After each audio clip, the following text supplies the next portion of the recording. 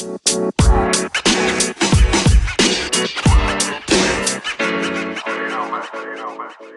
we're live. And welcome to Panic at the Podcast. I'm Megan. And I'm Michaela. And, man. And she's still giggling because we struggled. I don't know. It's never going to get better. We say that every episode, y'all. It won't. And I feel like I've said this before on our episodes of like, it fits us. So why would we try to change something that's already great? You know?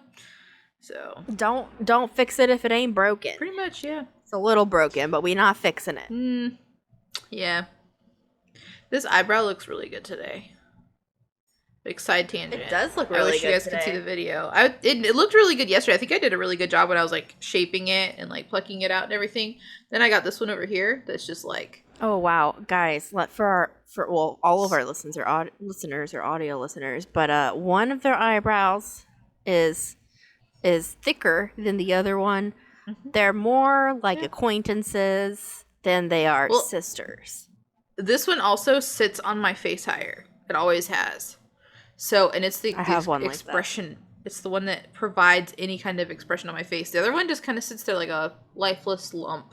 A lifeless lump. Wait, so which eyebrow is it? Because mine is. It's like I got Botox on like one eyebrow. It's my left eyebrow that works. The other one, it can go up and down, but it doesn't work independently. Okay, so mine's also my left eyebrow. So I'm wondering, is it just a left eyebrow thing? Let us know in the comments. Do you also have a lazy eyebrow? Yes. Oh, it's my right eyebrow that's lazy. My left eyebrow is the good one, which is funny because you would think that it would be like my right one because I'm like right-handed and like very whatever. I don't know. It was a tangent, but I was over here checking my eyebrow out, and I felt like I had to explain this to Michaela because she could see me checking my eyebrow out. Anyways, welcome everyone to episode 5. What are we on? Are we on episode 5? I believe so. No. Yes. Maybe? We're on an episode. Welcome to the episode that we are on. We're going to talk about exciting stuff today. Like a cult. I mean, it's not like a cult. It is a cult. Was a cult. It's straight up a cult. Actually, I think they might still be active in some places. Hopefully not to the crazy extent that this specific branch was. But, like, yeah. Yeah. Well, I think... So, I think that they took, like, a religion and then they made it worse. They did. Like a full-on cult. They did. And so then they took that and they like changed everything about it, and then they were like, it's a branch off of a branch off. And yeah, if you haven't figured out who we're talking about yet, we're talking about the Branch Davidians, and today we're going to be going over basically what happened at the Waco massacre, siege, whatever you want to refer to it as. Yeah. Wild story, my guys. An awful event. Awful event. Could have been avoided. It really is. I didn't know a lot about this one until probably this year. Like, I knew that it happened, but I had never really heard a lot about it. Probably because I think it happened the year that I was born. Before I was born. So, yeah. You know, I was a little young. Kind of busy doing other things. Not even born yet. Yeah, like growing in my mom's womb. Yeah.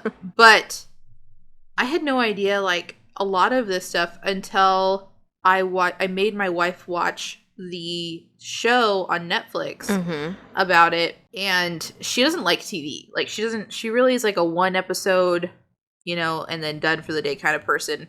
And we binge watched it, and I think like 2 days, which is crazy for her.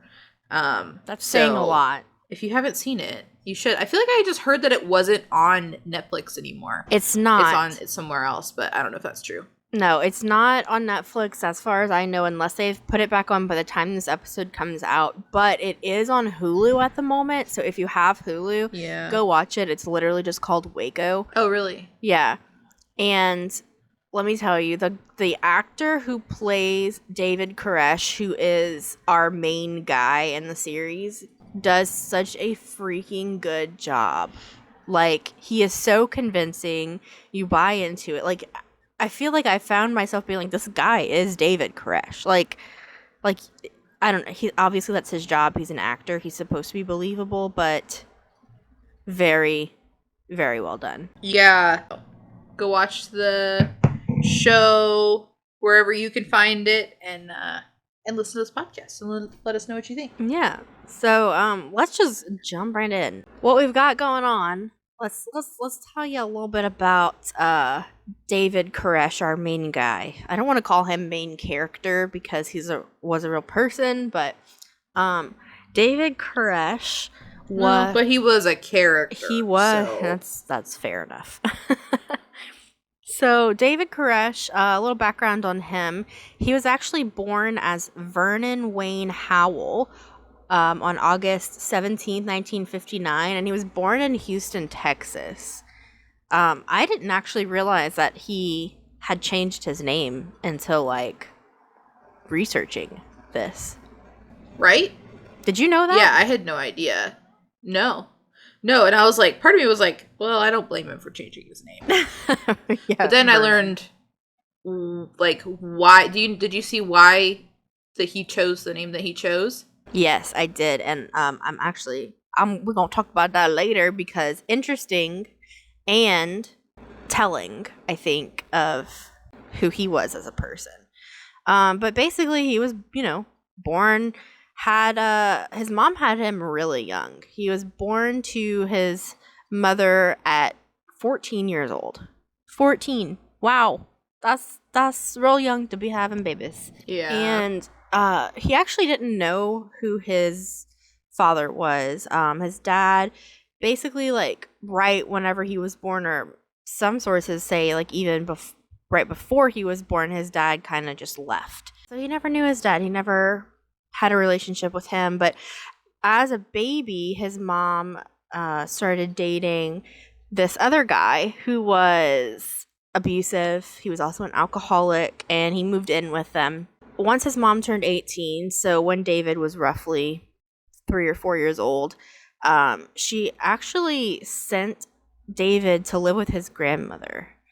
So already pretty unstable childhood, very early childhood, but very unstable. And but at 6, whenever he was around 6, his mom went back to get him from his grandmother's house, and at this point, his mom was married to another man. I want to say he was like a carpenter. Seemed like a better guy, something like at that. least, yeah. And they had a son together. I couldn't find the son's name, but Robert. Anyway, Robert. There you go. Megan coming in clutch over here. So yeah, he had a half sibling at this point, and he had only been living with his grandma for about 2 or so years. And next thing you know, his mom shows up with a new man and a brother. And a brother. Like, it's not like she just got married. She was like, hey, I'm married. Also, you got a brother. Right. Like, how damaging. Also, I can't even imagine your mom being like, here, go live with your grandma. I'm going to go have another child, but not give this child away. And, like, you're still going to be over there, but, like, eventually I'll come get you. Like, can you imagine how unwanted he felt at this point? It's got to be hard having... She was so young, though. It's got to be hard having... Not to, like, dismiss what she did, but to have a kid and have to, like, figure that out and... oh, yeah, for be single. That's not at all to justify what she did. So yeah, no, and I think it's pretty common for, whenever people have children so young when they're still teenagers themselves, for the grandparents to kind of step in and basically do some, like, most of the raising. I just think it's still damaging to the child, whether it's well intended or not. Just the psychology of it all is what I think about whenever I was looking into this. I'm like, wow, he really had a, like, it kind of sounds like he was surrounded with people who did care about him, but at the same time, like, I'm sure there was a deep-seated thing there that was like, okay, I'm not wanted. Yeah, and I think that, you often don't even necessarily realize, like, if he were to be in therapy, he might have realized that maybe some of his issues are stemming from this, And it could be part of the way that like he viewed women later on. Could be from that. For sure. I also think that his need for control probably stemmed from a lot of his childhood stuff.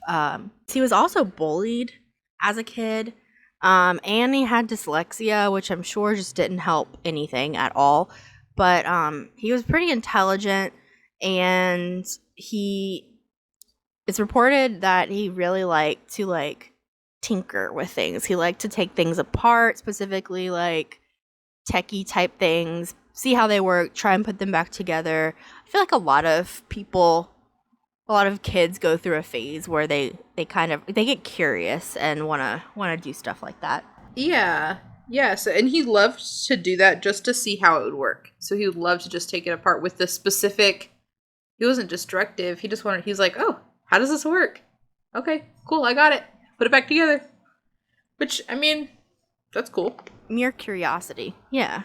But he was, as I said, he was bullied, he was made fun of in school, and the kids, as we said before, his birth name was Vernon Wayne Howell, and the kids made fun of him, and they jokingly and poked fun at him, called him Vernie, which was apparently like, that just seems like a cute nickname to me, but I guess it was them making fun of him and his name, so yeah. Could also be a reason that he decided to change it. Could be. Yeah. I think sometimes like you just get offended by those things especially if you just know their intentions. I don't know. He seems like he was kind of a sensitive person, so that will also feed into that. When he was 12, he started to, I would say that's kind of when he started to become what he eventually became, if that makes any sense. It's like that's when that seed started. He started reading the Bible, listening to radio preachers, which I had forgotten were a thing that you could listen to. Yeah. It wasn't really during my time that you were listening to preachers on the radio. No. And it really started to grow in his mind, I guess, of like who he was supposed to be as a person, and who God intended him to be as a person. When he was in his teens, I don't know how old he was. I couldn't find anything. He was dating a girl, and her parents really liked him. They welcomed him into their home, all of that stuff.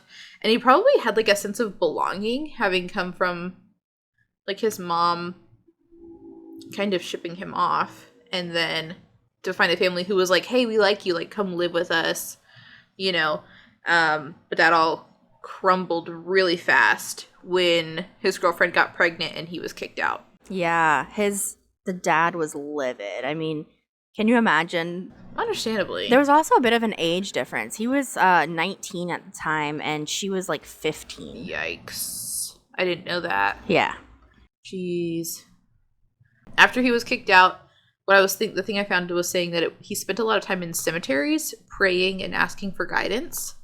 And in this time, he learned or was told by God or someone, a deity. He claimed it was God, yes. Not God. That the Holy Spirit was a large-breasted woman. Mm-hmm.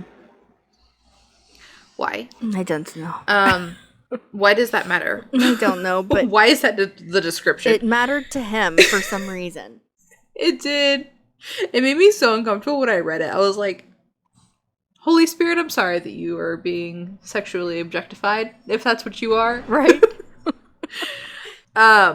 And also, he was told that he needed to have sex with the preacher's daughter and get her pregnant.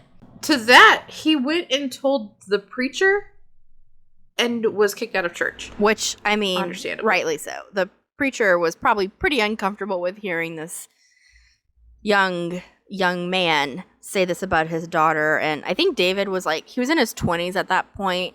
I think he was about 22, and in his 20s is when he started going to this Baptist church, and he like claims to have become a born again Christian, but then it just kind of went off the rails. Spiraled. Yeah, spiraled big time. Yeah. Of course the preacher kicked him out of his church. He's probably worried for his daughter's safety. He should be worried for his daughter's safety. For real. I'd kind of be worried if he hadn't had that reaction or something similar to it. Like, hey, we'll talk about this later. Like, I just don't think that's strong enough. No. For his daughter's sake, I'm glad that he was like, all right, buddy. Yeah. We're gonna sweep you out. Go away. Go find a different church. Preferably one that doesn't have girls. So that's when his life began. Dun, dun, dun. So he ends up, at this point, he's still homeless, as far as I know. And he was like living in his car at this point. That's whenever he was like spending all the time in the cemeteries and things and got real strange ideologies. But he ends up moving to Waco after this happens. And he kind of was looking for his fresh start or, whatever. And he meets a group of people, a religious group of people that are kind of already operating. And these people call themselves the Davidians, the Branch Davidians. Now, the Branch Davidians were an offshoot group of the Seventh-day Adventists. They believed basically, like, one of their main kind of beliefs was that the second coming of Jesus was very soon, very near, and that's kind of what the religious thing is named for, Seventh-day Adventist. But the Branch Davidians were actually an offshoot of the Seventh-day Adventists, if that makes sense. So, yeah. A little backstory. Yep, there you go. That's the one. About how this got started. So the church itself, so the Davidians, they were started by a group of 3 people, 2 men and 1 woman, whose name was Ellen Gold White. Now, Ellen's followers, they believed, as well as Ellen, believed that she had the gift of prophecy and that God spoke through her writings, and her writings are still used today in their beliefs, kind of like biblical prophecy, really. Like, that's how true they believed that these writings are. Now, in 1929, this is kind of where the riff started, if you will, but in 1929, a member of the religious group, his name was Victor Houteff. Not sure if I'm saying that right. Houteff. He basically started doing some writings of his own, basically saying that the church needed reformed and kind of listing off all of the ways that he felt that should happen. This was called the Shepherd's Rod. And he was pretty vocal about, what he thought and distributing this. So once the church elders or the people who were higher up in the church found out, they didn't like that, obviously, and they didn't like that he was challenging their belief system or whatever, and so they excommunicated this guy Victor. But Victor ends up writing more. I think he wrote 2 more volumes of this book and ends up gaining a lot of followers from it. So Victor has now left the main sector and kind of starts forming his own branch off of this.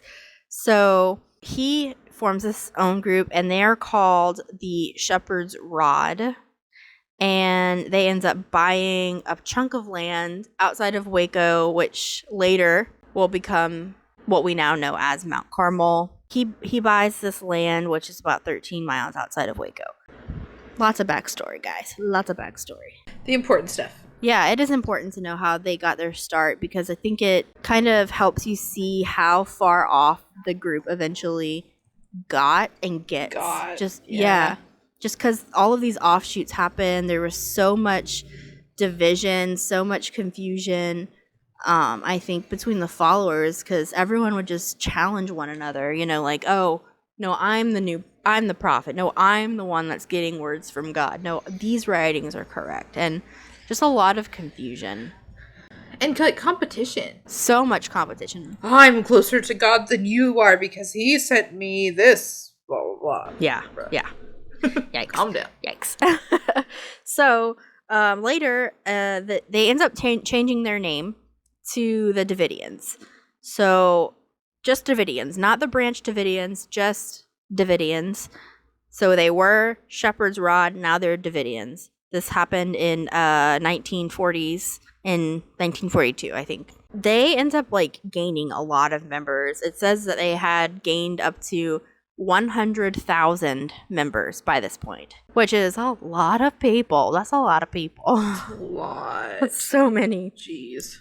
But they believed that they were helping to prepare for the return of Christ, which I think a lot of religious groups believe that that's kind of what their purpose is on the earth. But these guys end up taking it to an extreme. Now, Victor ends up dying in 1955, and wouldn't you know, the church has another split. So now there's basically two main splits. The main one was continued to be led by Victor's wife, and, you know, she had her own followers, and she tells them that before Victor died, God told Victor that he would be returning. So the return of Jesus basically was supposed to be happening April 22nd, 1959. That's a very specific date. As you can imagine, all of the followers were anxiously awaiting April 22nd, 1959. Did I say 58? Because I meant 59. Yeah. 1959. I think you said 59. Okay. Yeah, because it's going to be like this exciting, like, I mean, Jesus is coming. That's the day they've been preparing for. Like, that's literally the purpose of their religion and their group. So, of course, they're like, oh, wow, that's amazing. April 22nd, mark it on your calendars. It's going to be an amazing day. Well, during this time, all this is happening, a man named Benjamin Rodden comes forward, and he is now saying that don't listen to Victor's wife, who was now supposedly the prophet and God was speaking through. It's not her. She's lying, according to Benjamin. She's lying. The true prophet is actually me. It's really me, and just watch. So, of course, April 22nd, 1959 rolls around, and no return of Jesus. So, which I feel like is a spoiler alert, you know, like, in case you didn't know, Jesus didn't come back in 59. Disappointment, I know. It didn't happen. Sorry to, you know, burst everyone's bubble, specifically Victor's wife. Whenever Flo's prediction didn't come true, her followers were upset and start to question whether or not she's a real prophet. Right, of course. This is going to be a running theme, by the way. People's predictions not coming true, and or people being challenged by other people who believe that they're the real prophet, and then the church splitting. So that's what happens here again. Didn't happen, so a lot of her followers are now like, well, you lying. Clearly. They turned on her, and they're now deciding to go and join Benjamin and his whole thing. So lots of moving around. Yeah, a lot of like, oh, well, you're wrong. Even though I feel like she was just going with what her husband had said. Yeah. You know, so like, it wasn't her prophecy. Right. So, I mean, she did believe it, but everybody else did too. So, it's not like she was like a false prophet or whatever. I don't know. But, yes, they left, and surprise. Surprise, yeah. Surprise. So, that happened, and, you know, that was around the 1959 area. But it was pretty much immediately, like, after. Yeah, basically. People started leaving and going to Mt Carmel to join, you know, this other sector. In 1962, that is when the Davidians took the compound over, because at this point, the old sector, this might get confusing, the old sector with Victor and Victor's wife Florence, they were still occupying the compound. But when everyone was kind of in this phase of leaving her and going to this other one, the people that were under Benjamin Rodden end up being like, well, we have more people, and they end up taking over the compound at Mount Carmel in 1962. And there isn't really anything saying how that went. Like, I feel like that couldn't have been a peaceful, hey, look, we have the most people, so yeah, you got to give it to us. You know what I mean? Right. I'd be curious to see how that had gone over. I would kind of surmise, or this is just based on my personal assumption, but I would just guess that she kind of just gave it over at a certain point. You know, I'm sure she fought it for a while, but at a certain point, I'm sure she was just like, okay, this isn't worth it. Like, it's not worth the fight. I'm losing followers anyway. Like, people want to come follow you, so whatever. Yeah. I don't know. That's just my thoughts. Yeah. Probably just not worth her time. No. Which is understandable. Yeah. But then guess what happens? Dun dun dun dun! Benjamin Rodden. He dies in 1978. Because he's a human. Because he's a human, and humans don't live forever. If you didn't know. So then what happens? Who takes over then? Oh boy. A lot of people were kind of looking to their son. So Benjamin had a wife. His wife's name was Lois. And there was another argument. Some people want to follow Lois, his Benjamin's wife, and some people think that actually their son is the true prophet, not Lois. And so there's another point of uncertainty, another point of just chaos in the group. Surprise. Right. Surprise, surprise. Didn't see that one coming, huh? Seemed like they kind of like fed off of chaos. Honestly, like this group, when you look at the history of it, you really notice that that's how they were founded. They were founded on confusion. They were founded on like really just people claiming to be prophets, and then someone also claiming to be a prophet, and then just kind of having to pick one. But Lois's not Lois's husband, goodness, that's weird. Lois's son, his name was George. Georgie. Not Georgie, just George. Not George. He's not from It? He's not from It. Sorry to disappoint. During this time of uncertainty with who's the real prophet, is it Lois, is it George, enter David Koresh. Woo! Woohoo! Our main character. Yeah, our main character. He moved to Waco, as we mentioned before, and he ends up meeting these people that, you know, they're already gone. They've already been gone for a while. There's a lot of unsettlement, though. Like, just a lot of what's happening. He starts getting really involved with this group. He's playing the guitar during their services. He's, doing a lot of the music, doing, like, singing, what have you. He's just doing a lot of things. He's just really participating, which is good, I guess, in a normal context. He starts kind of making a lot of friends, I guess. He was a charming guy from what people have said about him. A very likable person, very charismatic, and so he made friends pretty quickly and kind of became pretty well respected, I would say, because just 2 years after moving there, he starts having these divine moments with God again, as he would refer to them as, and hearing messages from God again.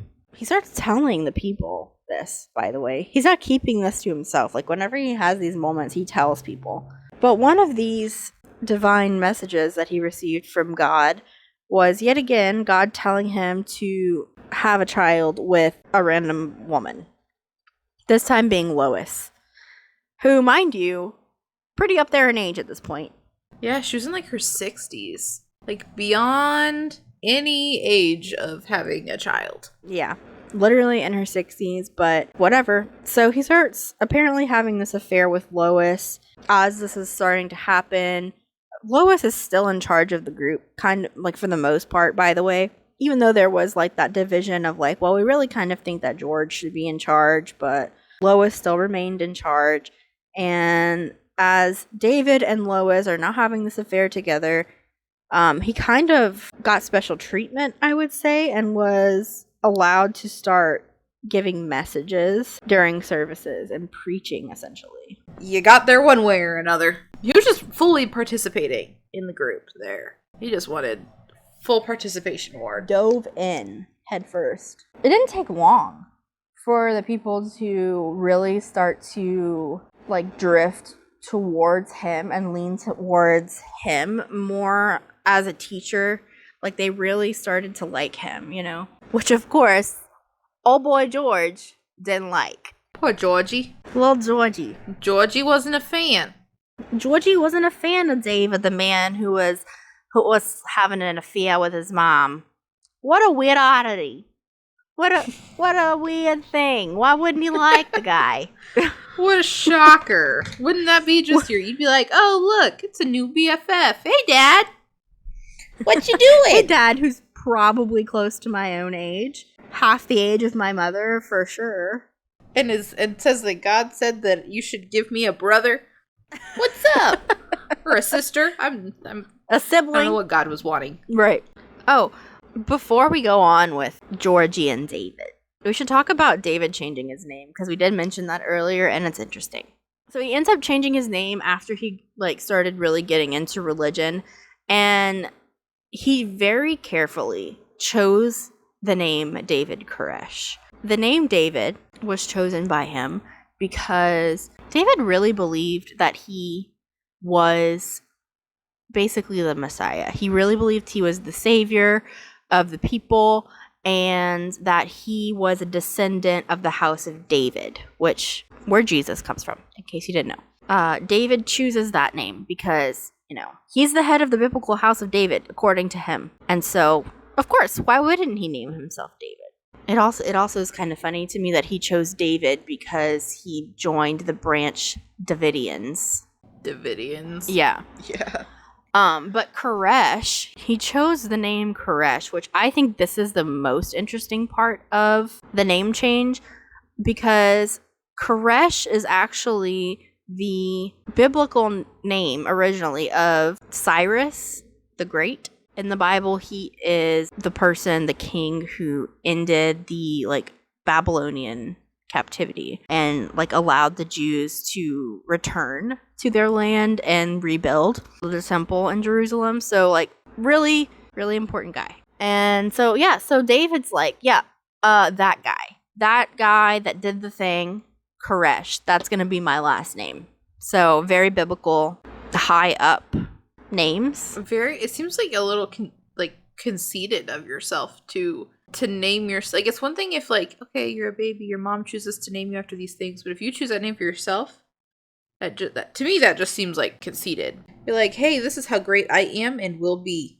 Right. So here we go. I think that's a really good point, actually. Just very I feel like you have to be so out of touch to be that is who I am. Yep. Savior of the Jews, rebuilder of the Jerusalem temple, and also head of the house of David. That is me. Yes. I am him and he is me. What's up?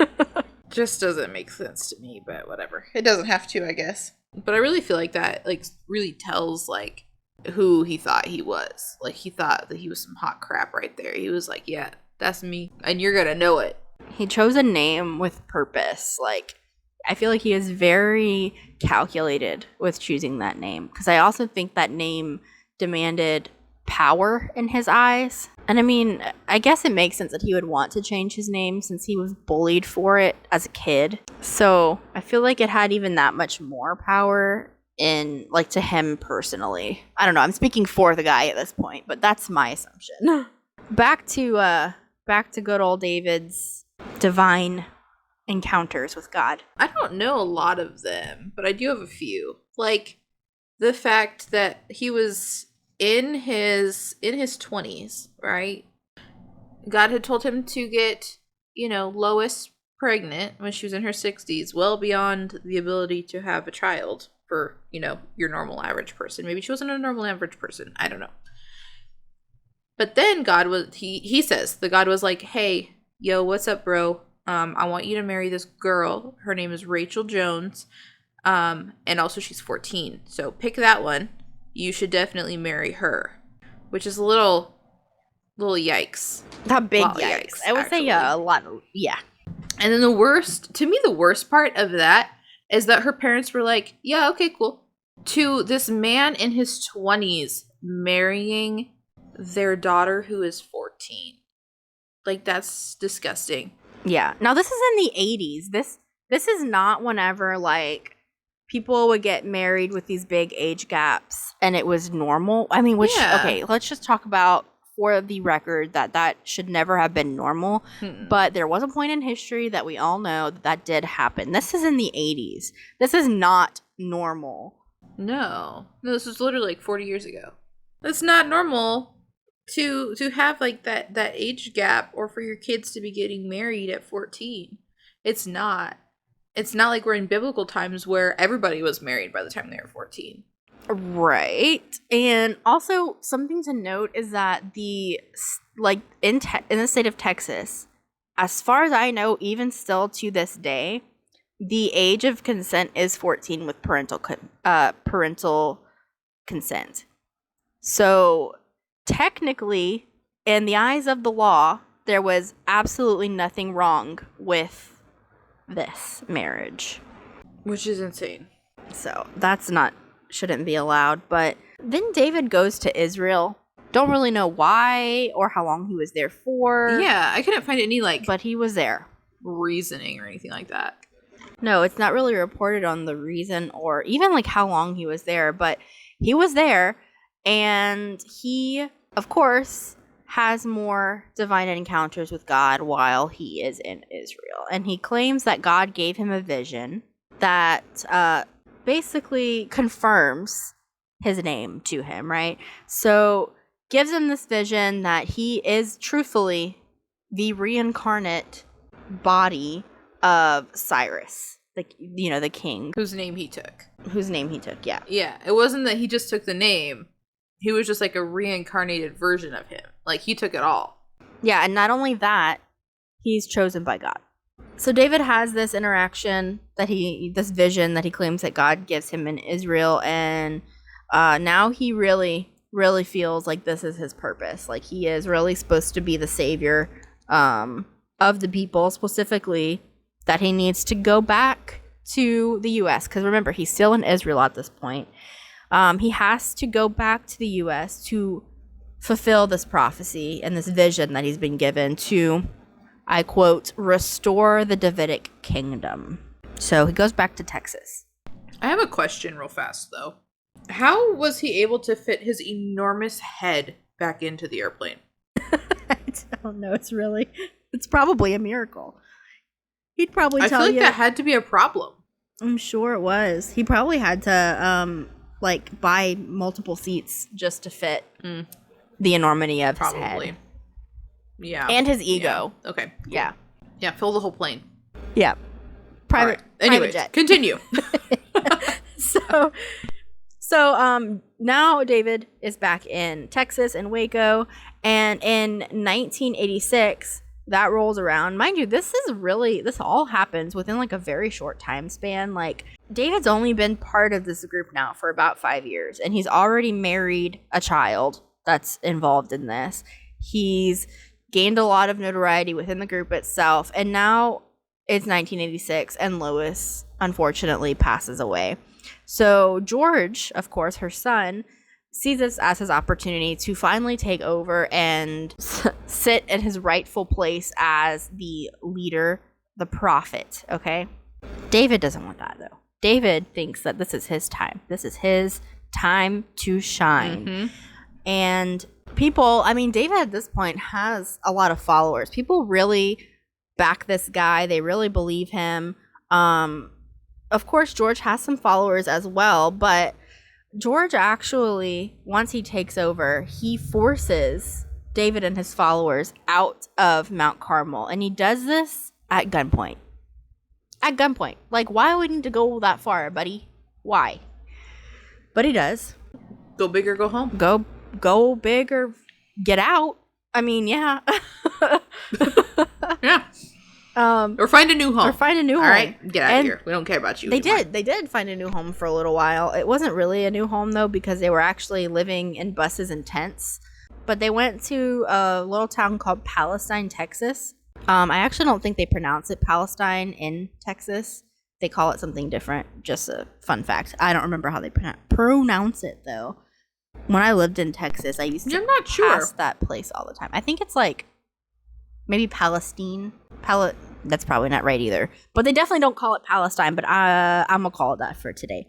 I'll go see. I'll go drive down there real quick. Okay, thanks. The real MVP. Yeah, you're welcome. So now they're actually essentially homeless. They're living in buses and tents. They don't have any running water. They don't have any electricity. They're kind of just doing their own thing, still doing teachings, still, doing whatever they were doing in Mount Carmel, but now just not at Mount Carmel. And David's teachings have now just blown up. People are from all over the world are coming in to follow David and his teachings, from around the world, from Australia even. I don't even understand how in the 80s his teachings got all the way to Australia. My brain doesn't understand how without the internet he was getting people from all over the world to move. The Lord moves in mysterious ways. Oh, well, I'm sure he would attribute it to his divine prophecies, his divine appointments of being a Messiah.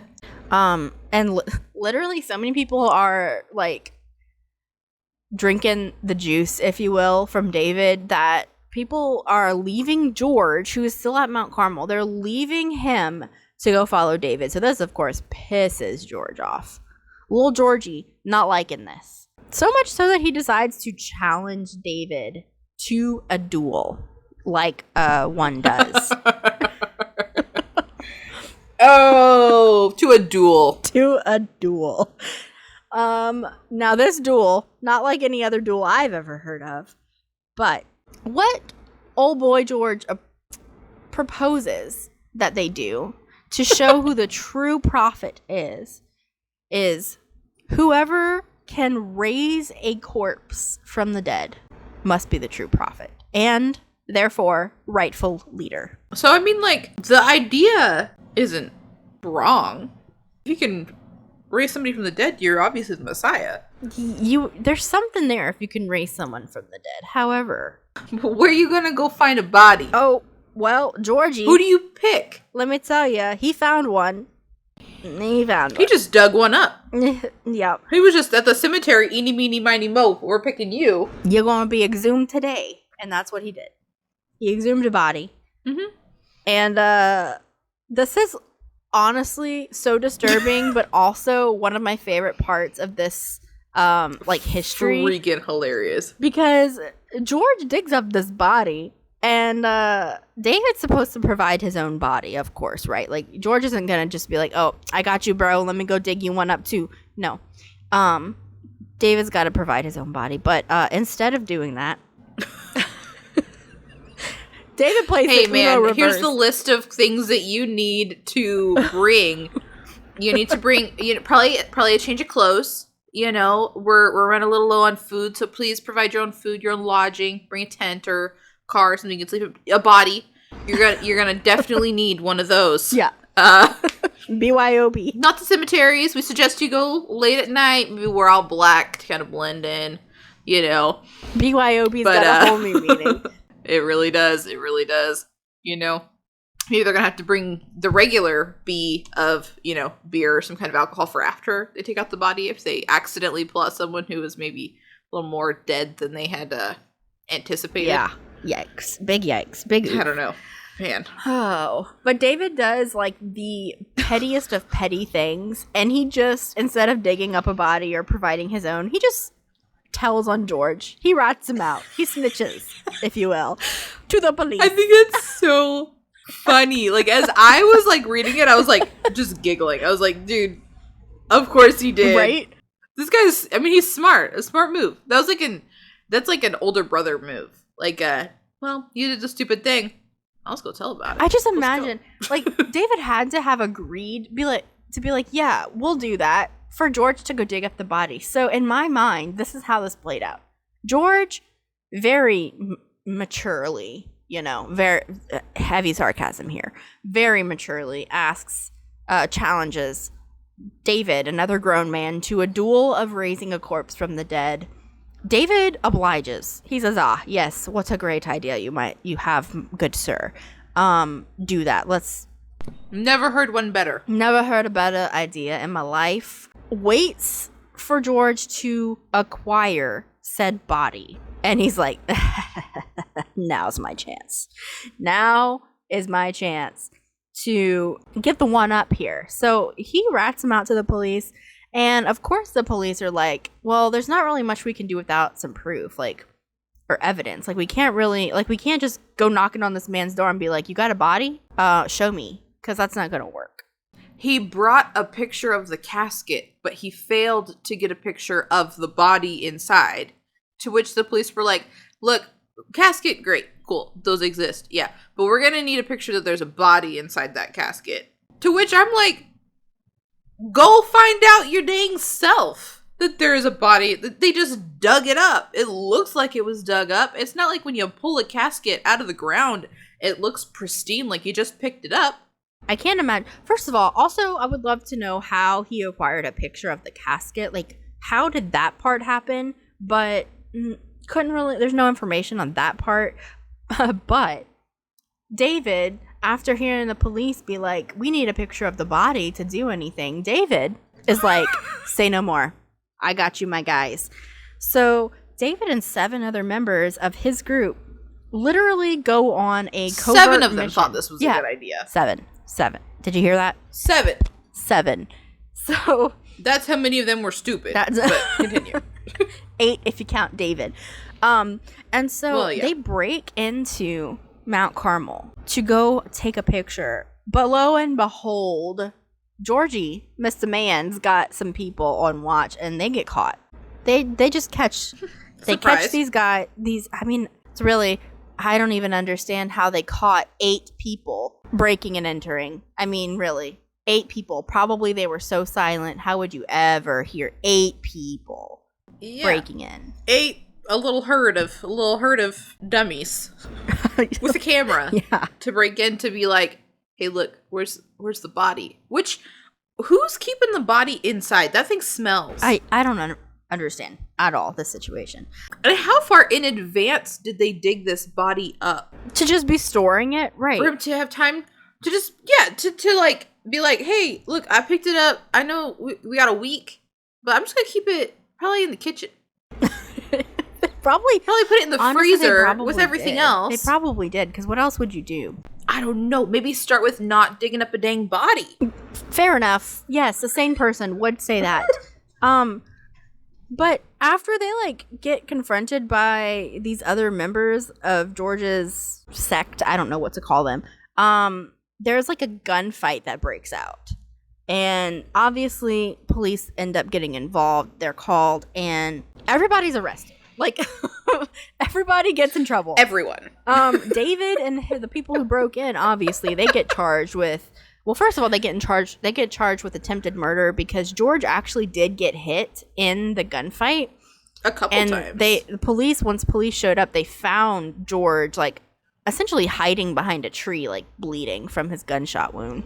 So David and his followers get charged with attempted murder, but they end up getting acquitted from it because I don't know why. I really don't know why. But George, I don't know. They were able to prove that they were looking for evidence, which to me is it. So yes, this whole thing feels like 2 brothers that are okay, we're gonna go do this thing, and then one was wait, this is the opportunity to get them in trouble, so I'm gonna go do that, and then mom and dad get called in, and they're like, are you serious? And they're the police, and then they're like, I'm serious. What was that? My watch believes that they're serious. My watch, serious. Thanks for the input, watch. And then they bring him in and they're like, oh, you were looking to find, proof for the thing you told us. Okay, cool. But then they're like, dude, why was a body a good idea?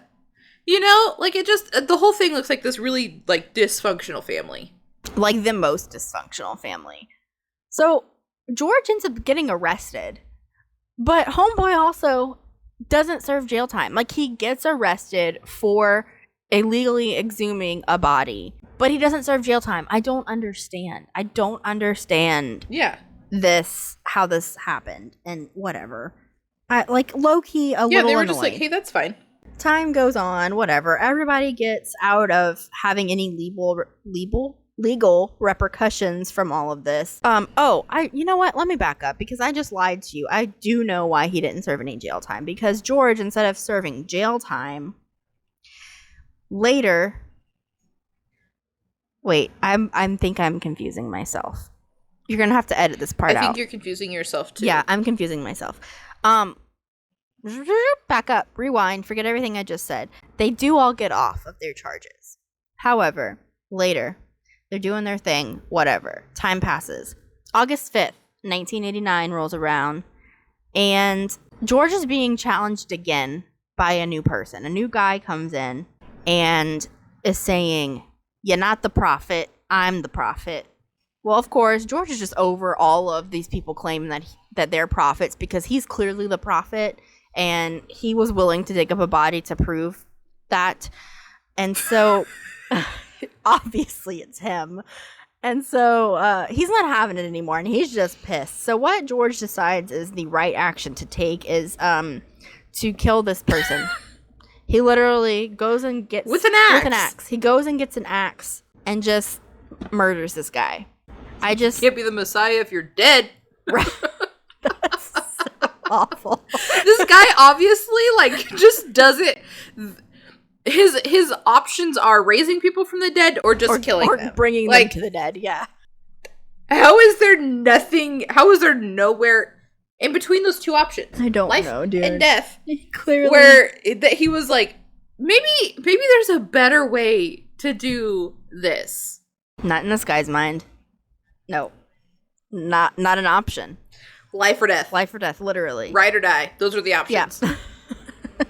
So, yeah. George, after this Dramatic. incident, obviously, he gets in trouble for this murder. Finally, someone's having to take some responsibility, but he doesn't get brought to jail. He actually gets taken to a psych hospital, which I think probably good call. Probably a good call. Yeah. So now the compound is lacking a prophet, and lo and behold, David is like, yeah, it's me. It's my time. So David later... What up, it's your boy. Yeah, he later takes all of his followers, and they are going to move into the compound, but they can't do that just yet, because now there are people that are living in this compound, and the people that are living there are running a meth lab. Did you know that? Yep, I sure did.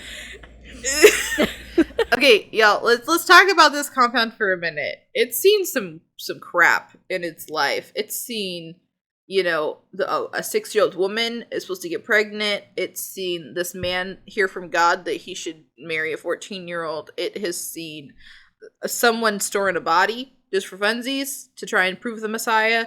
It's seen that person Gunfight. get upset because they got shot. Yeah. And then it's seen, a man get killed by an axe. And now it's got a meth lab. Yeah. So What else? So, well, I mean, a lot later, but at this point, they're just trying to basically evict these people to get them out of the building, and then the police get called, obviously, once they realize that there is a literal running meth lab in the building. So the police come and they do their police thing, and the meth lab gets removed.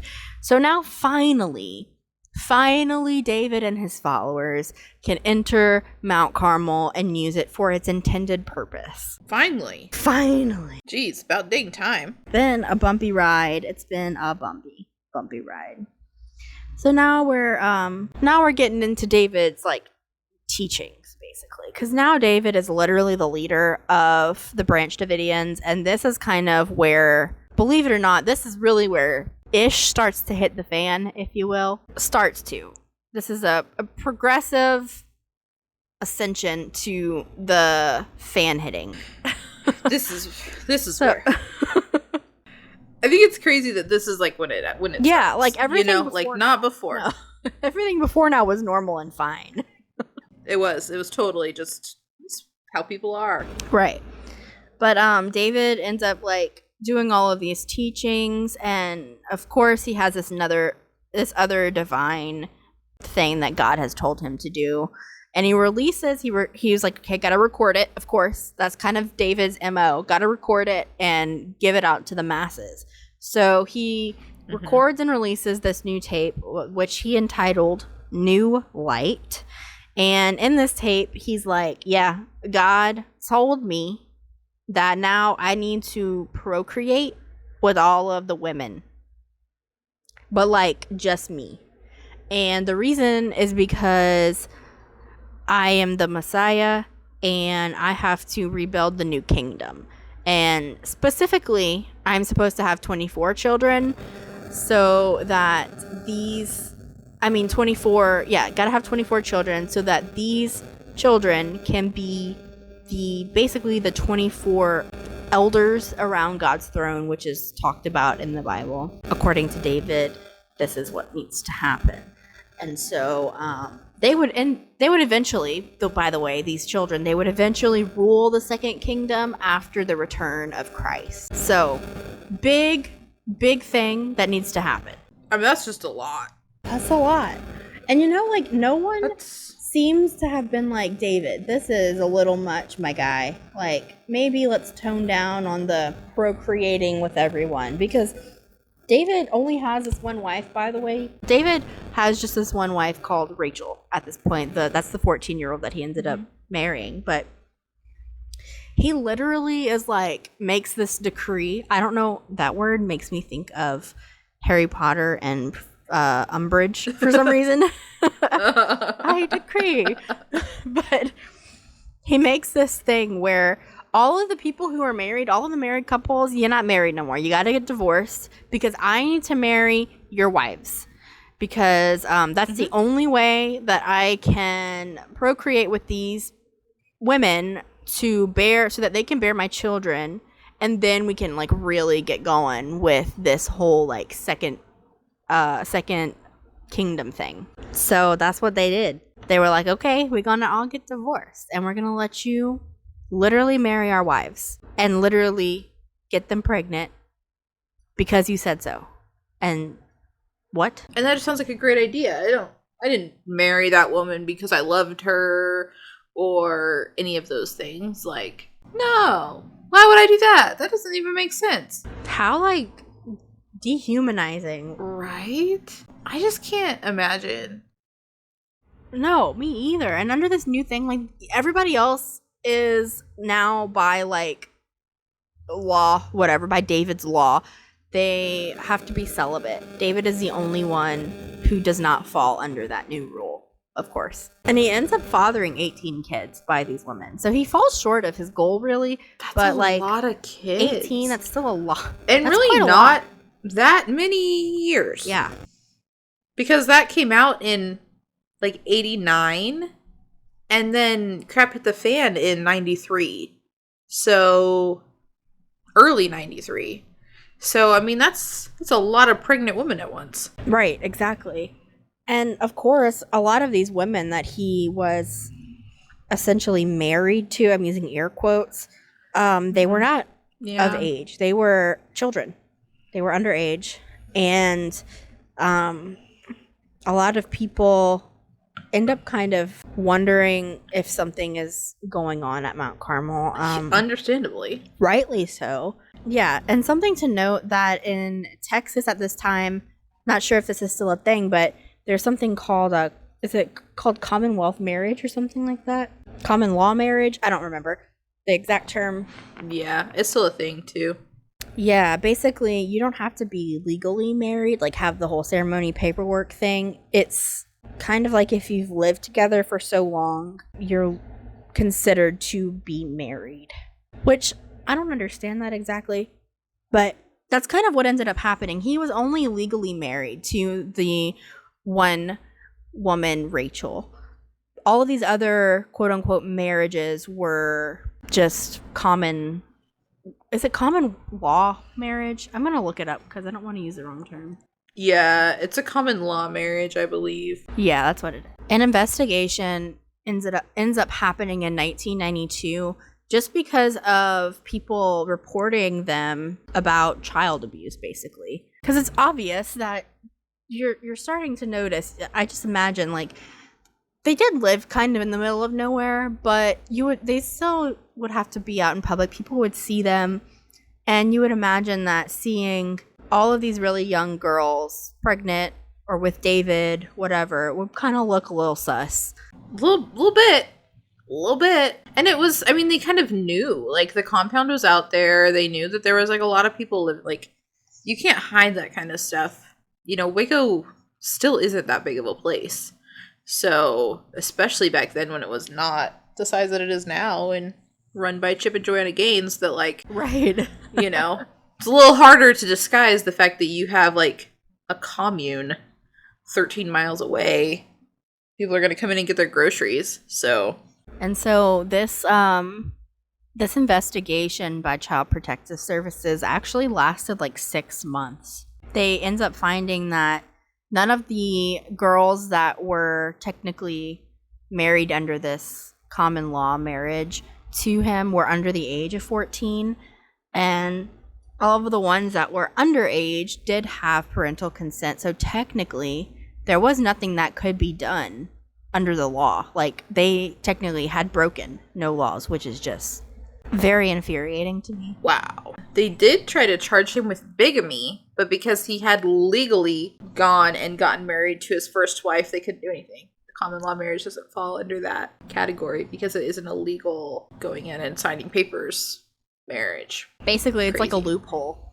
And there was another investigation later on. I don't have a ton of information about that, Megan. I'm not sure if you do, but like basically all of the adults that were interviewed and like spoken to, they all like vouched for David, saying that like, no, none of these kids are being abused or neglected. Like, our beliefs in our religion, we really value kids and they're very well taken care of. Like, no abuse is happening, no neglect, da da da da. So once again, they got off scotch-free.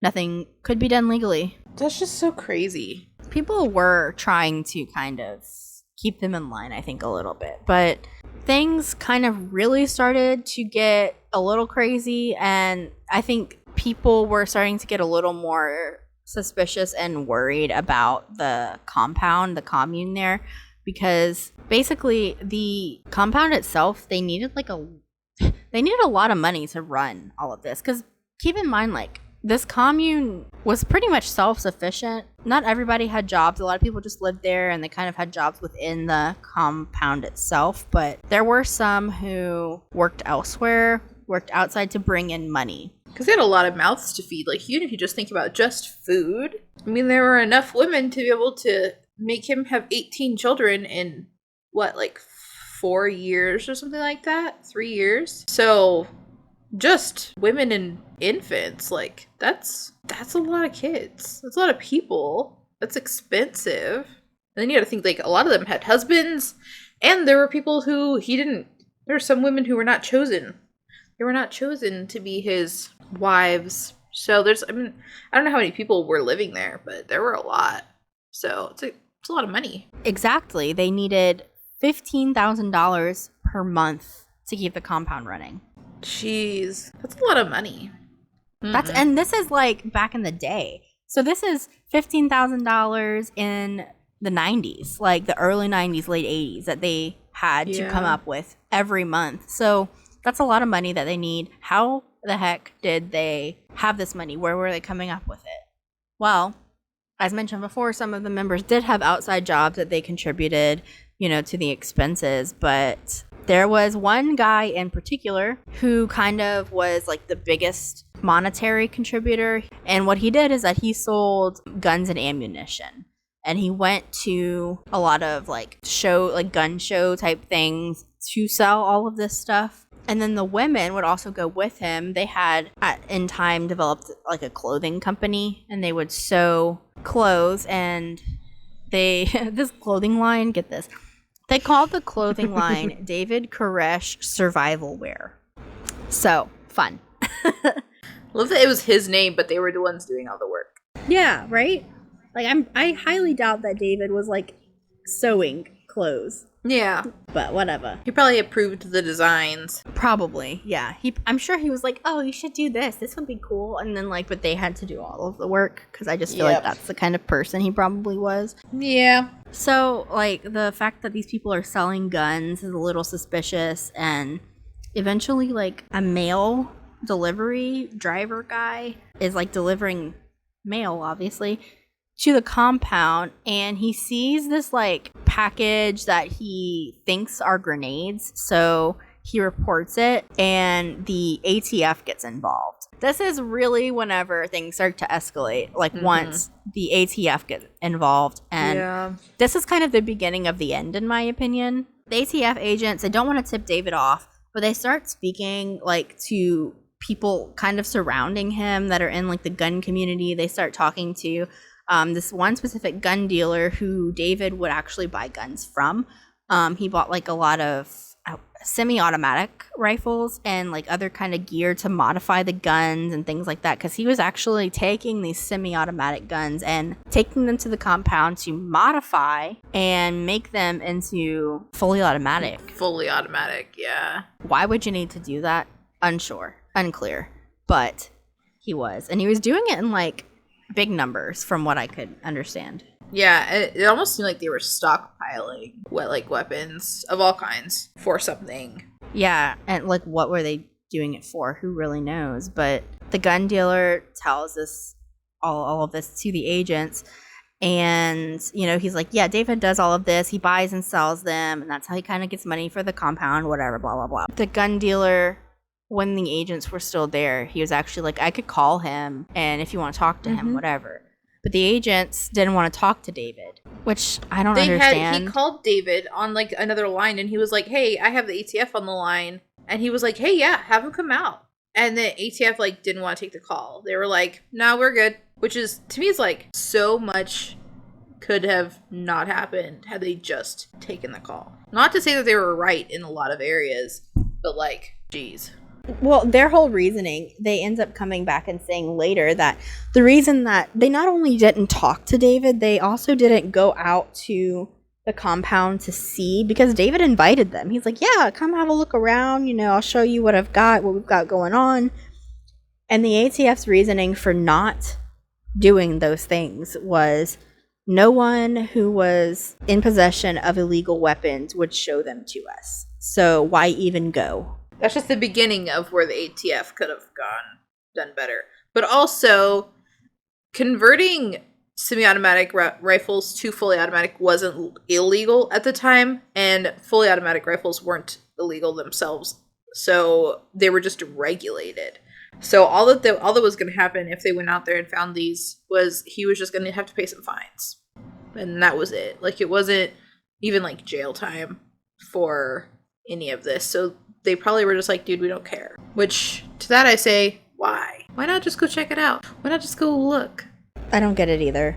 They just kind of went off their own assumptions and kind of created this own thing in their head. And they're like, okay, well, obviously he's stockpiling all of these guns. Obviously, the group is like doing this because they're preparing for something that they are going to do. We don't know what it is. But that's why they have all these weapons. An undercover like investigation gets initiated, but like not well. Like, oh my gosh. Like, so terribly. So stupid. Stinking terribly. Can we talk about this? Oh my god.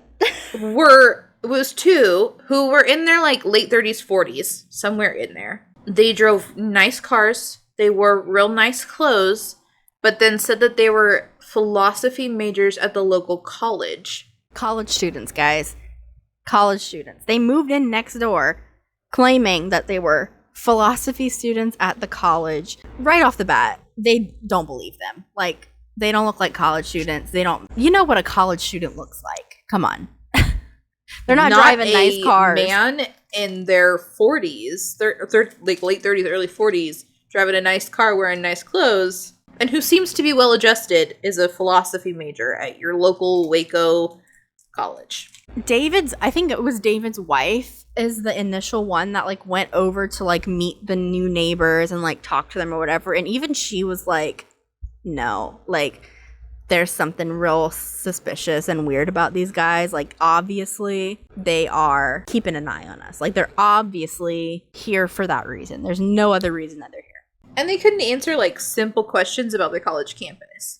And it's not like there was online college back then. It's not like they had just been taking classes through their computer and so they didn't know. They didn't know anything about what they should have known. Which to me is just like, they didn't have their backstory.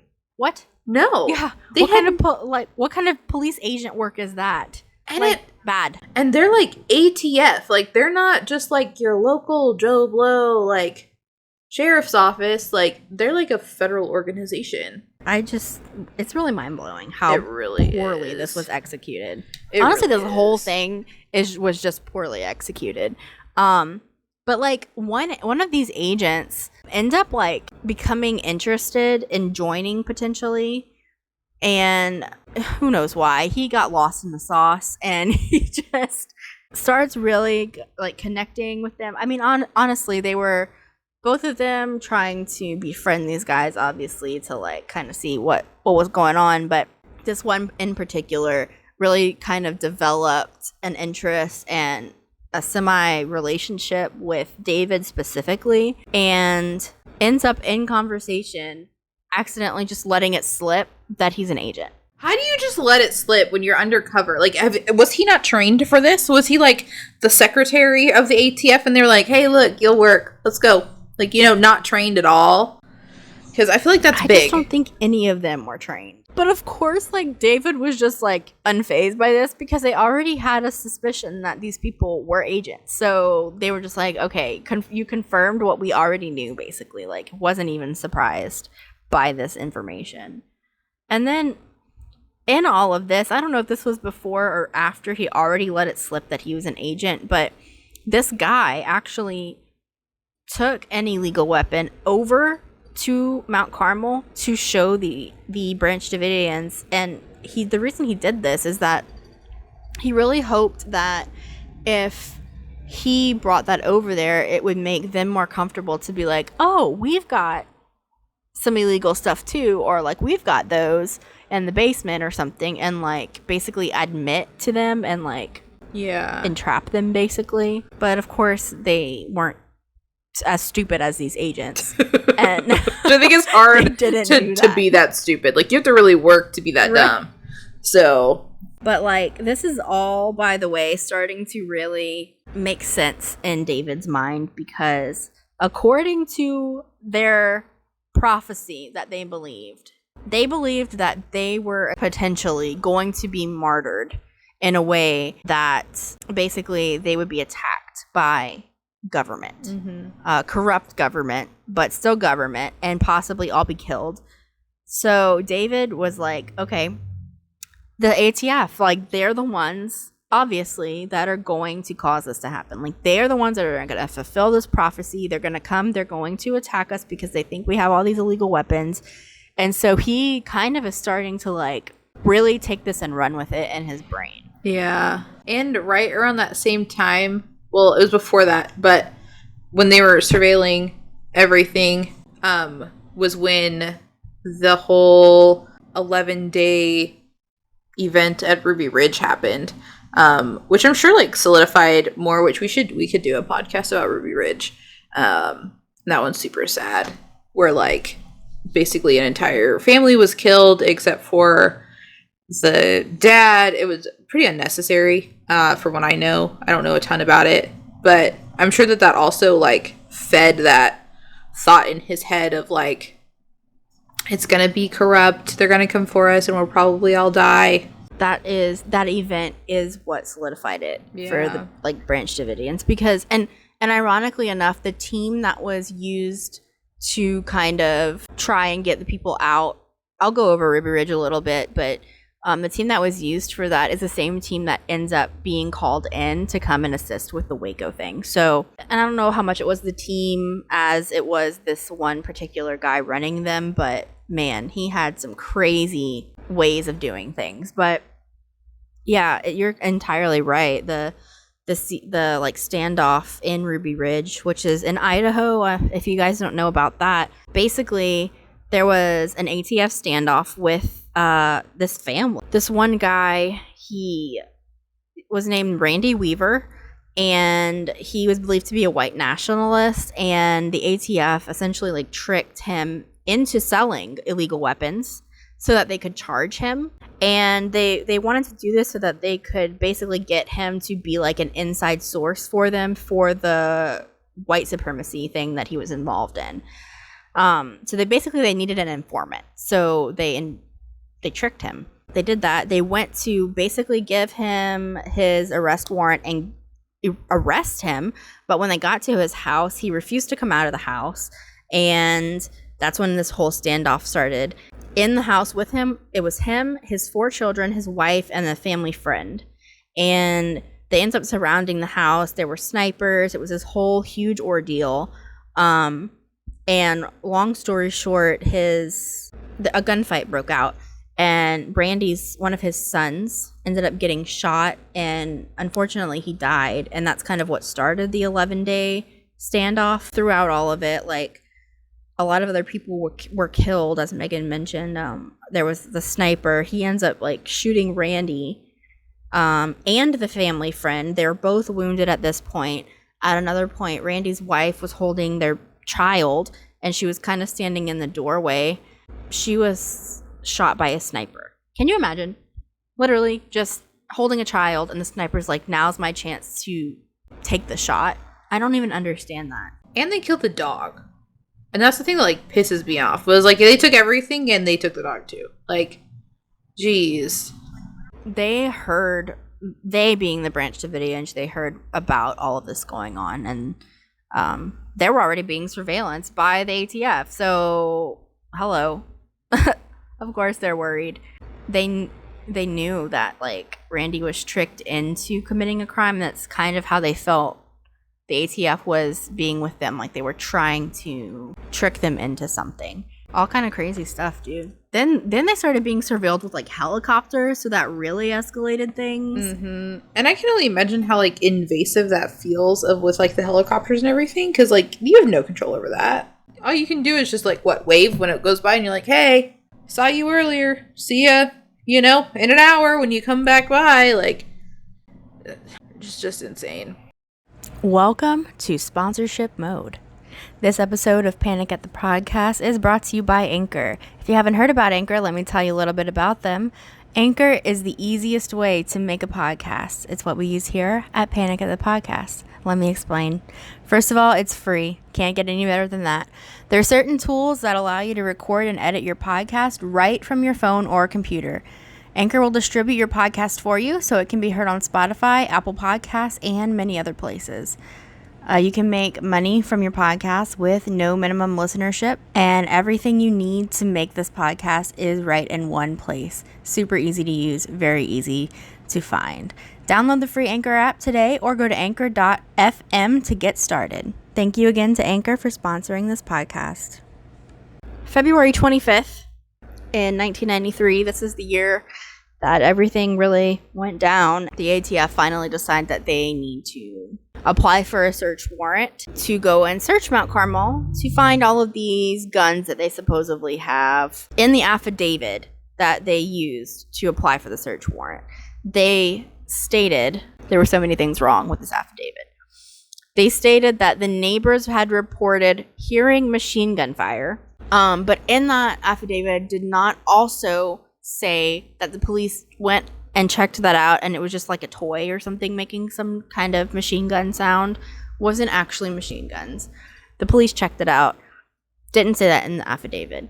And then they also had like all kind of other things that just like literally was incorrect information and also nothing to do with ATF stuff. They talked about the meth lab that was there and they tried to connect David to the meth dealer that was living there, but like didn't also say that David is literally the one that called the police to come and remove the meth lab before they moved into the building. Yeah, and they had been gone for a while. So it's not like they had just moved out or something. Like, it had been a few years. It just was full of holes and incorrect statements and unnecessary things that just shouldn't have been. Sorry, that was a yawn. Man, shouldn't have even been there. I know, I heard that. And like, they literally approved this warrant based on that affidavit. I don't understand. I don't understand that. And it was just like a standard search warrant. It wasn't like, I know they have like no-knock warrants or whatever, where they can like literally just barge into your house and like remove you and search the premises. It was not that kind of search warrant. They were supposed to like literally approach the door, knock on the door, and present the warrant to, you know, whoever was there. That's not what happened. And this is really whenever the siege starts, or gets like started. It took them a couple of days to actually get out there and get everything put into place. But on February 28th at around 9:30 a.m., the ATF agents showed up and decided to not serve the search warrant properly. First off, on the way in, their orders were to stand down if they start to catch wind of anything that's about to happen, which the mail carrier saw them coming and called David, like, hey, what's up, man? There's a lot of vehicles coming your way. Doesn't look good. So they knew. The undercover ATF guys learned that they knew what was going on. And so they did the signal, which was like flashing their lights at the incoming, like 80 cars or something like that. 80 vehicles, I think is what I saw somewhere. Yeah, it was like, I think it was over 80. It was like a mile long line of vehicles. And they obviously were prepared for crap to hit the fan. I think it's of note to say that they were under pressure at this point because newspapers started running headlines about David. So like the public, they were concerned. They really thought that like this group was going to basically be planning something dangerous. So the ATF is under a lot of pressure. Not an excuse, but I think it rushed their hand. It shows. Yeah, for sure. They ignored the signal as the like terrible undercover, the like, I feel like calling them undercover agents is like a terrible thing because they were not undercover. They were overcover. They were standing on the pedestal saying, "Hey, covered. Look, I'm over here. Hey, hey, pay attention to me. I'm an agent. Look at me. Hey, right. Look at me. I'm so cool. I work for the ATF. I'm undercover. Hee hee hee. You know." So they tried to like call off the whole thing, get him to stop, and all the cars just like blew past him. I found my note. It's 80 vehicles showed up, 3 helicopters, and the operation name was Showtime. Sounds like they were wanting something to happen. They were going in with a plan. They were, and they had no ambulances or medical personnel that came along with those 80 vehicles. Why? Even for your own people. You know? I mean, and everyone is armed. So, like, why would you be going into something that you think is going to break out in gunfight? You think these people are harboring illegal weapons. Why would you not bring medical staff? That makes zero sense. Like you said, even for your own people, like, you shouldn't you be concerned about that, at least? So, David went out of the building to see what was going on. He was unarmed and heard them shout, "Search warrant, get down," which doesn't make any sense, because if it's just a search warrant, they're not going to be, you know. Why you got to get down? Yeah. Nothing. Yeah. They like what are you rushed getting at down him from? Too. Yeah, they like all just hopped out of the cars and like started running at him. Yeah. So he kind of pretty much like spun on his heel and was like, "Okay, I'm going to go back inside," which is smart. Someone fired first, and there's a lot of speculation. I feel like this is like the most talked about thing about this entire thing is who fired first. I won't speculate on who, but there's lots of things saying that nobody did, but that somebody heard something and they thought it was a gunshot. So they shot, but then it ended up not being, whatever. It ultimately doesn't matter because all of this could have been done better. There's a whole like gun like shootout firefight happening, and somebody calls 911 and is talking to the operator and says, please get the ATF to stop firing. There's children in here. Because you gotta remember, he has 18 kids. There are children from before he told everyone to stop having, children of their own.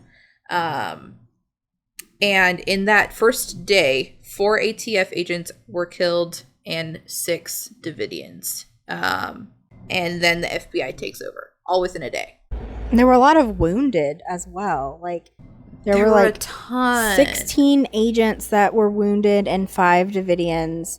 So like a very violent and bloody and just sad first day. Like all could have been, I think, prevented, but yeah, it happened. It is unfortunately what it is, but a lot of casualties. It was just so unnecessary, the whole thing. So then on March 1st, 10 of the children are sent out of the compound in exchange for radio airtime. And during that first initial gunfight, David actually was hit. He had been shot in 2 times, once in the hand and then once in the hip, and it was like pretty bad. Like he got pretty I guess sick isn't the word, but he thought he was dying at some point and called his mom basically and told her that, but he does end up getting better later. He wanted to talk about the book of Revelation because he was believing that basically all of the things that were happening were like the end of the world and end of like the coming was happening. And he wanted to share his belief and get the word out to everyone so that they had the opportunity to be saved or something. And they specifically asked him if he was planning a Jonestown stunt, to which he said no. So, like, okay, that's cool. Good. Glad. Then a couple days later on March 3rd, I guess 8 days later, he said he's not going to surrender. They'd been trying to get him to surrender, to just have everybody come out to just end the whole thing, a little bit more peacefully. He said that no, he won't, because he's afraid for his life. He stated his life, not everyone else's, just his. And he is trying to, get in contact with God to tell him what to do. So then he starts to record several sermons about the book of Revelation and tries to get the FBI negotiators to attempt to convert to the religion and to follow, which, I mean, interesting strategy. You boo. It is. It really is. Like, that's some dedication, I decided to ramp everything up. The FBI brought in 3 tanks from Fort Hood, and while it is illegal to use military-grade force on U.S. citizens, they didn't care. They decided to add a drug charge to the list of things, and said that he was possibly in possession of methamphetamines, quoting back that whole the people before them, the meth lab, all of that. So that then made it legal. So they just lied to make everything work for them. How nice. On March 5th, a 9-year-old child named Heather Jones was allowed to leave the compound, but she had to have a note that was attached to her jacket, which makes me think of when children would travel back a long time ago on trains, and they would just pin here's who's supposed to be picking them up. It said that everyone will die, but it will not be from suicide. Wow. Yeah, that probably didn't help their case at all, because I mean, he did say that no, this isn't going to be Jonestown, and I'm sure he's believing that because he thinks this prophecy is going to be fulfilled. We're going to become martyrs. Y'all are about to kill us. But to the negotiators, they're probably thinking it's going to be murder or something. What is that supposed to mean to them? That David will either get rid of everybody or that he will have someone else get rid of everyone. And also, not to go back in time for a lot, but Whenever the FBI and everyone got involved, they actually had to. So they had the FBI team, and then they brought like negotiation, obviously, to come in because they were considering it to be like a hostage situation. And then they also brought in another team, hostage rescue team. I can't speak. And that's the guy, Dick Rogers. That is the guy who was leading that team and was also involved at Ruby Ridge. So the negotiation team and the hostage rescue team led by Dick Rogers, they had very different approaches to how things should be handled. And they kind of fought with one another throughout the standoff, which we'll see more of later because it gets increasingly worse and worse. But just keep that name in your brain. Dick Rogers with the rescue team and then the FBI, they were not seeing eye to eye. They weren't. And in between all of these gaps, like they're still trying to convince them to come out or to just send out, hey, like why don't you send out like a group of your kids, or hey, why don't you send out some of the women? What about the babies? You know, like all of my notes aren't like day by day exactly, but that's just because there wasn't. I mean, if we took this day by day, we'd be here for a week. So yeah, we could talk about this for like a whole. Waco could be a whole podcast on its own, like a whole. It really could be separate podcast. There probably is one. I'm sure. But David was really adamant about like getting his message out to the people, and he did end up having like a nationwide broadcast that the Christian Broadcasting Network like aired for him.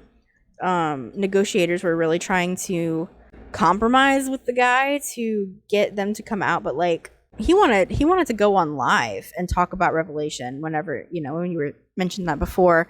But they basically were like, no, how about you pre-record something and then like we'll approve it, and if it's approved then it can air, which it did. And that's when they were supposed to come out afterwards and peacefully surrender, but David changed his mind, or he said that God told him to not go out yet. So, So on March 9th, at 2 a.m, they decided to shut off all utilities.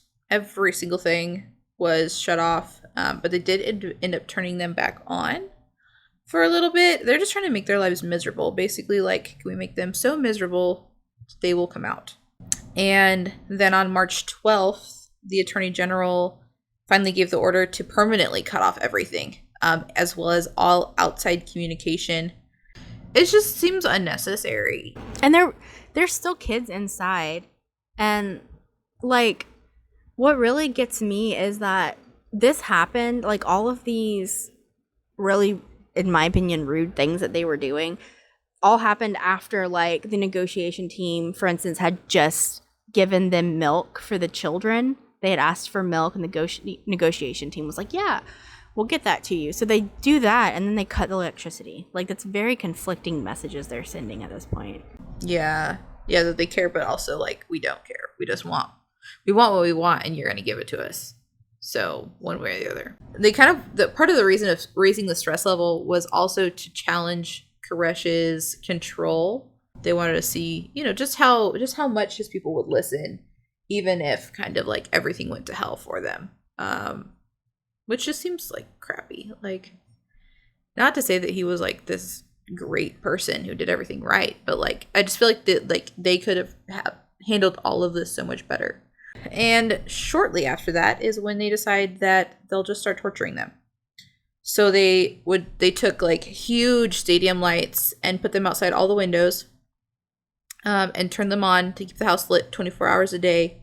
And then they set up loudspeakers, which blared the sounds of, and these are all the things I could find, and there might be more. Rabbits being slaughtered, Christmas carols, the song "These Boots Were Made for Walkin'," babies crying, and Tibetan monkey chants.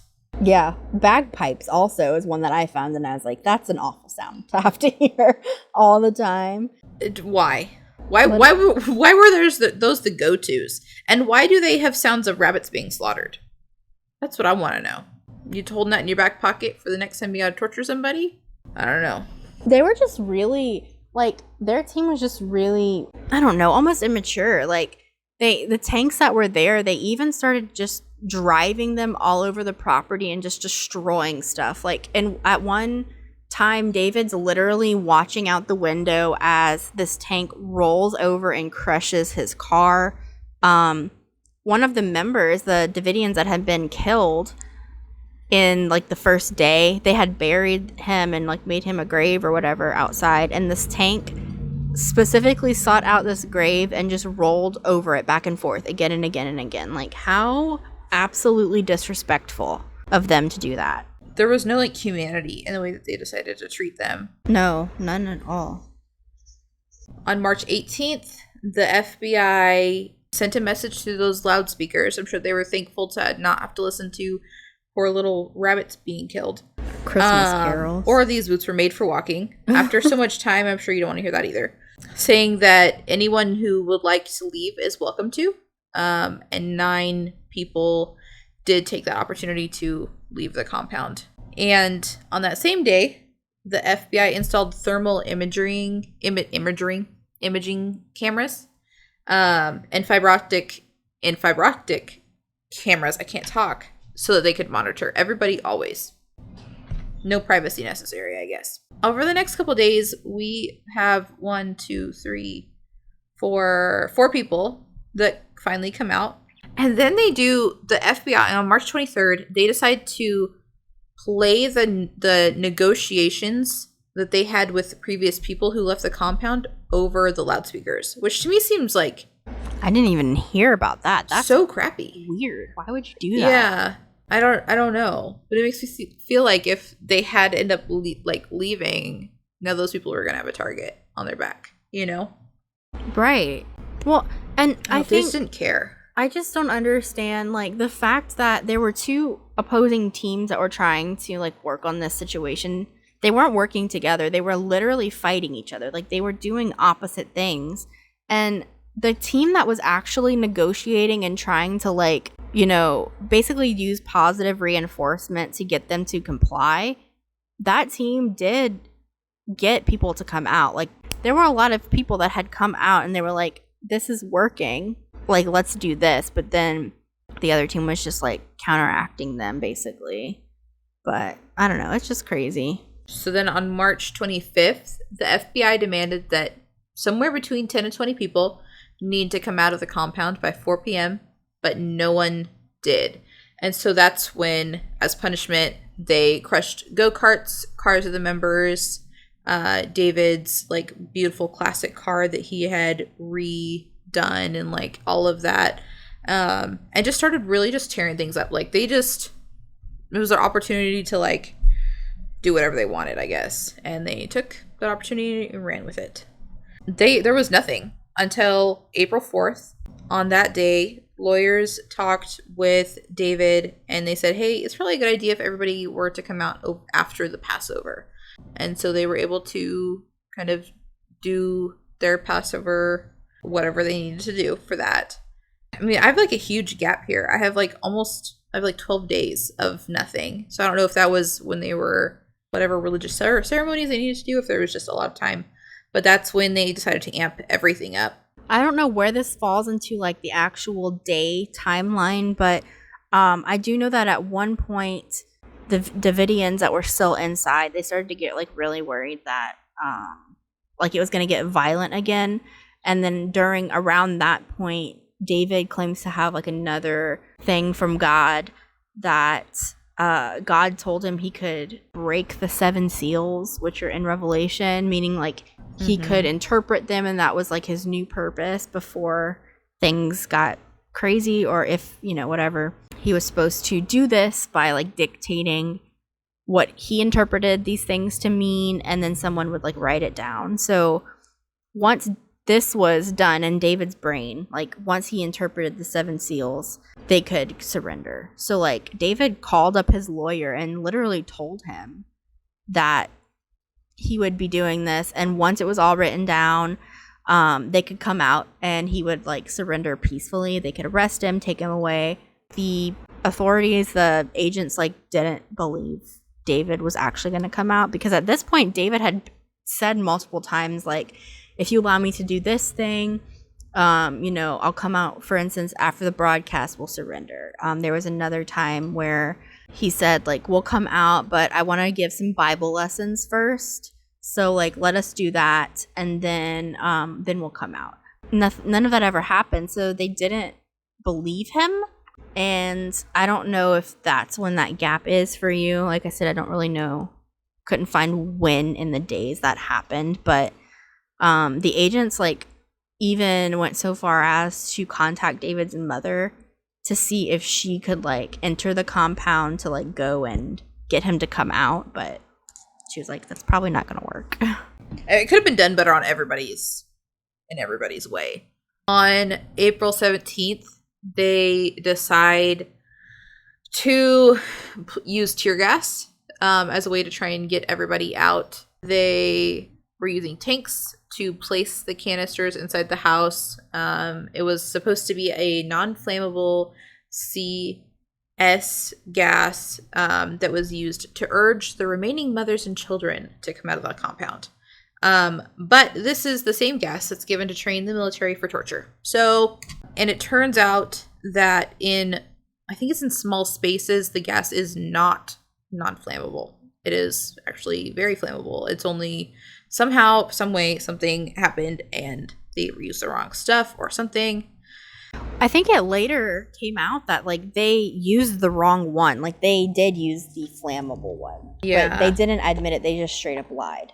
But later it comes out that, no, they used the flammable one. Who knows if it was an accident or not, but... Yeah, they didn't care. I doubt it.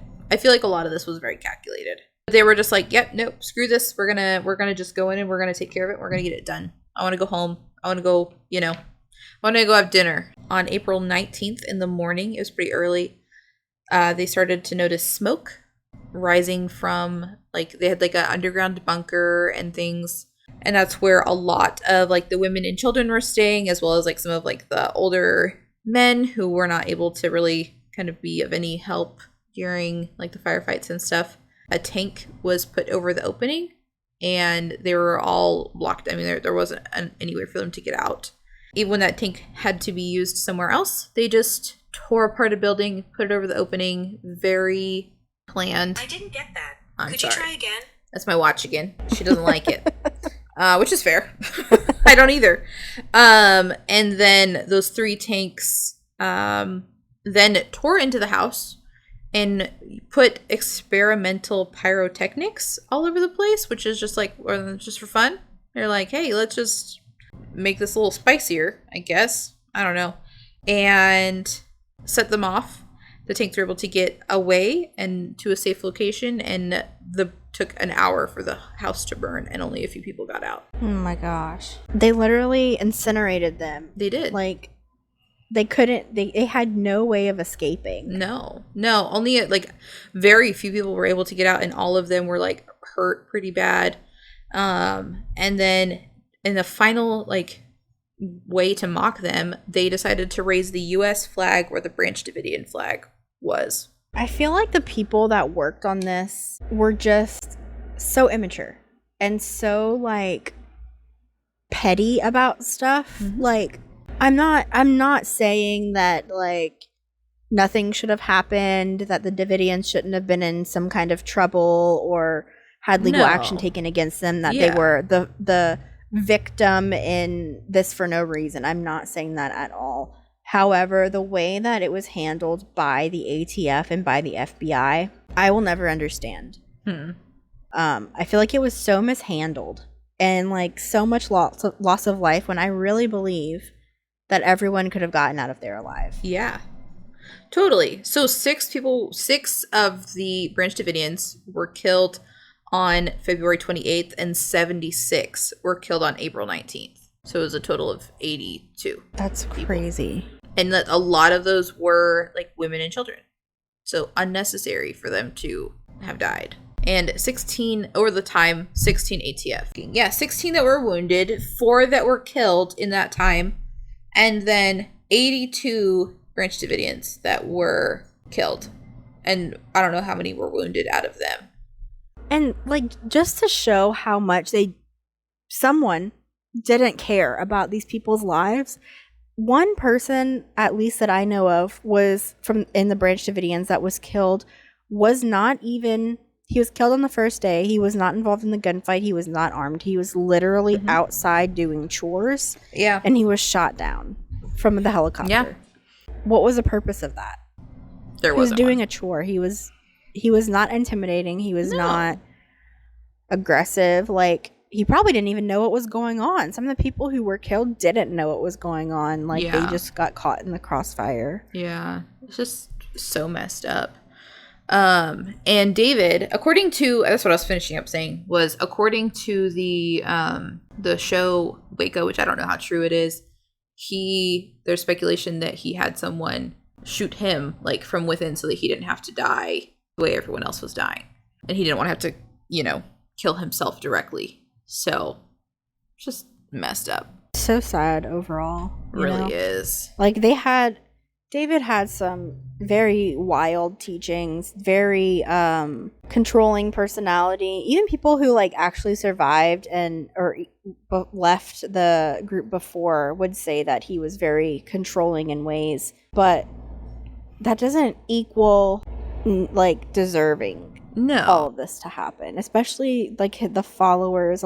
I mean, it was a cult. A lot of them were probably a victim of that, Yeah. Yeah.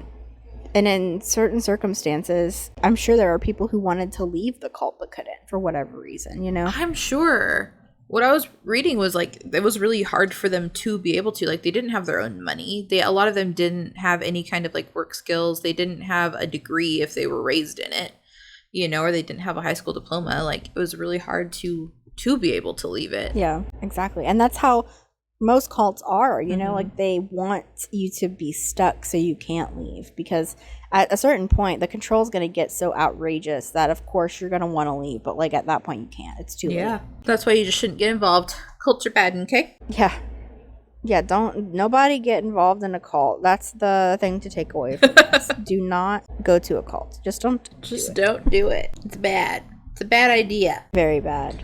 But I think that's going to wrap up this lengthy episode. If you made it this far, we would love to hear your thoughts and opinions on this. Who do you think was at fault? What do you think could have happened? Do you agree that the agents were a little outrageous, or do you disagree with us? Do you think that, they were just doing their job? Let us know your opinions in the comments, and we hope to see you next time. Yeah. Bye. Bye.